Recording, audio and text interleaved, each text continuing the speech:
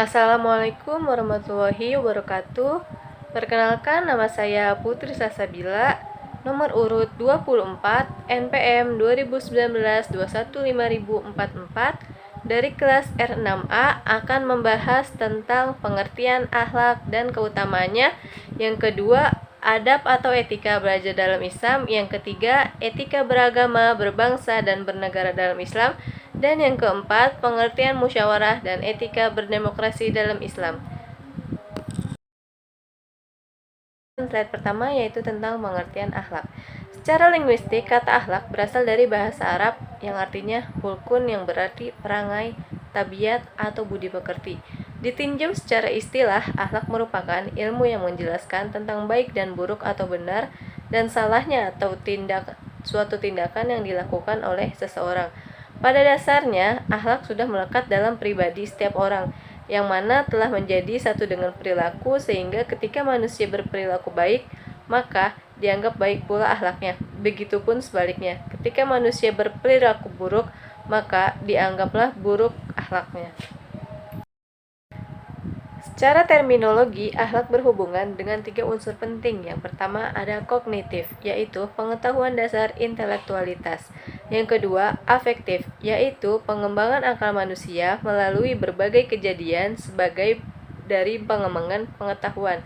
Yang ketiga, psikomotorik, yaitu pelaksanaan pemahaman rasional ke dalam bentuk perbuatan akhlak tidak dapat diukur dan diberi nilai dengan indera manusia karena akhlak bersifat abstrak.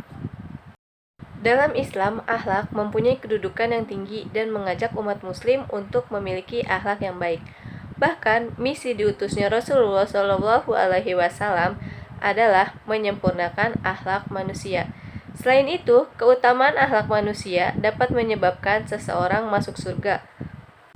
Keutamaan akhlak mulia yang melekat pada seseorang menjadikan ia menjalankan segala kegiatan dengan sempurna. Pada akhirnya, ia akan meraih kehidupan yang bahagia. Berbeda dengan akhlak buruk, selalu bernegatif thinking kepada orang lain. Keutamaan akhlak mulia yang pertama adalah mukmin yang paling baik. Keutamaan akhlak mulia yang kedua adalah kebaikan. Keutamaan akhlak mulia yang ketiga adalah sebaik-baiknya manusia yang mempunyai akhlak yang baik. Keutamaan akhlak yang keempat adalah seberat-berat timbangan adalah akhlak yang baik. Keutamaan akhlak mulia yang kelima adalah derajat orang yang berakhlak baik. Yang keenam, keutamaan akhlak mulia mukmin yang paling sempurna adalah yang paling baik akhlaknya. Dan yang terakhir, keutamaan akhlak mulia pemilik akhlak yang baik mencapai derajat ahli manusia, ahli puasa, dan ahli sholat.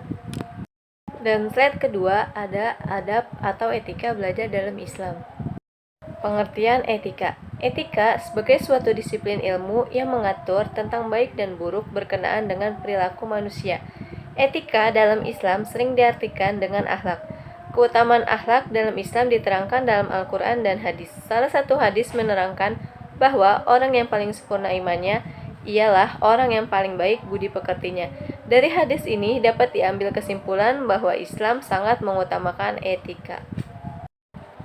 Berdasarkan asal-usul di atas, maka dapat disimpulkan bahwa etika dibatasi pada kebiasaan dan selalu menjadi barometer sikap maupun perilaku dimanapun itu. Selanjutnya ada pengertian belajar dalam Islam.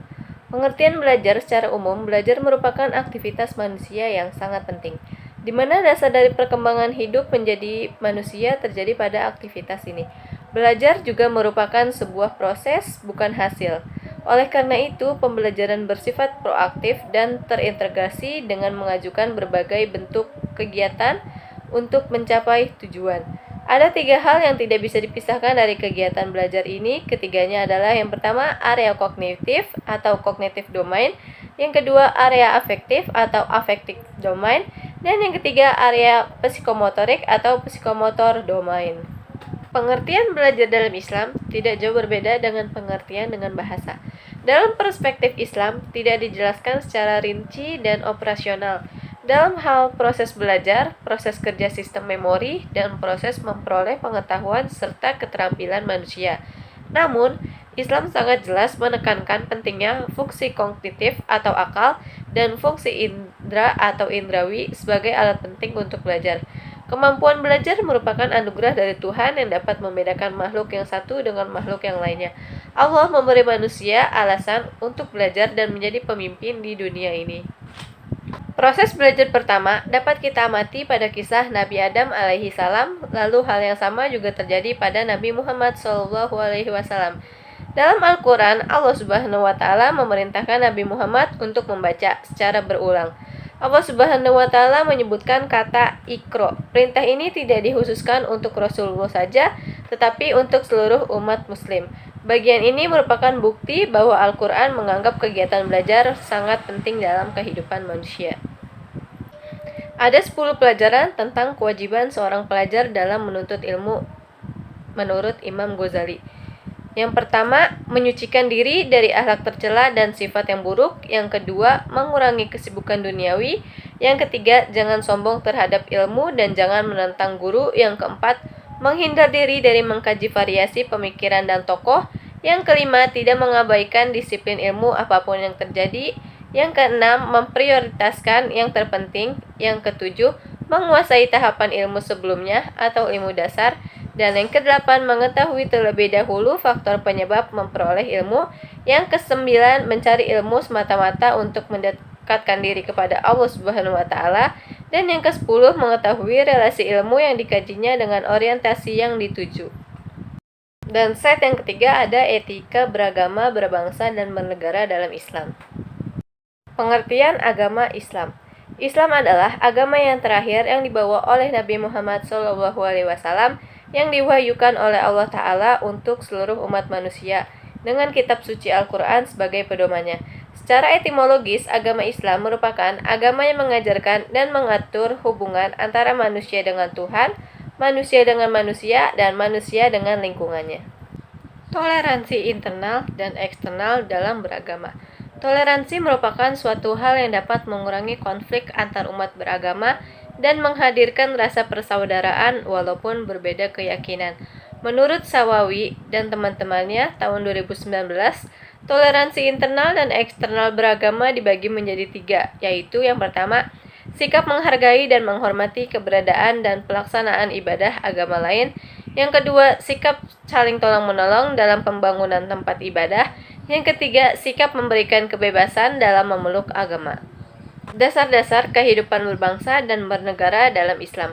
Secara kodrat, manusia ditakdirkan oleh Allah Subhanahu wa Ta'ala dengan bersuku-suku dan berbangsa-bangsa. Tujuannya yaitu agar saling mengenal satu sama lain. Terkait hubungan manusia dalam berbangsa dan bernegara, pertama, Islam memerintahkan kepada orang yang beriman untuk taat kepada Allah, Rasul, dan pemerintah. Negara adalah tempat di mana suatu bangsa menetap dan hidup sehingga tentram dan nyaman tidaknya sangat tergantung dari persatuan dan kesatuan. Perbedaan menjadikan seseorang berlomba-lomba untuk menjadi yang terbaik, bukan menjadi rusak atau runtuhnya persatuan dan kesatuan. Etika seorang muslim dalam berbangsa dan bernegara. Secara etimologi, kata etika berasal dari bahasa Yunani yang terdiri dari 2 kata, yaitu ethos dan etikos. Ethos berarti sifat, watak, kebiasaan, tempat yang biasa. Etikos berarti susila, keadaban, kelakuan, dan perbuatan yang baik. Istilah lainnya yang memiliki makna hampir sama dengan etika adalah moral.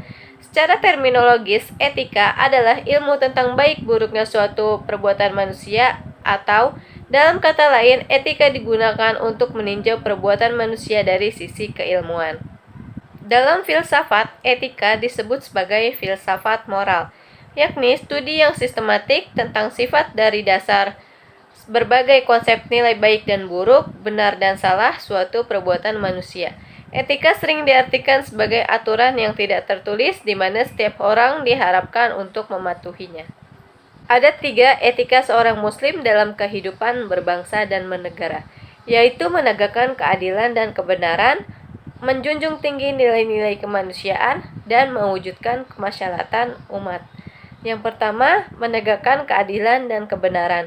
Dalam kehidupan, kebenaran dan keadilan merupakan hal yang paling dicari oleh setiap manusia. Bahkan, kehidupan manusia itu sendiri disebut sebagai proses mencari keadilan dan kebenaran. Yang kedua, menegakkan nilai-nilai kemanusiaan.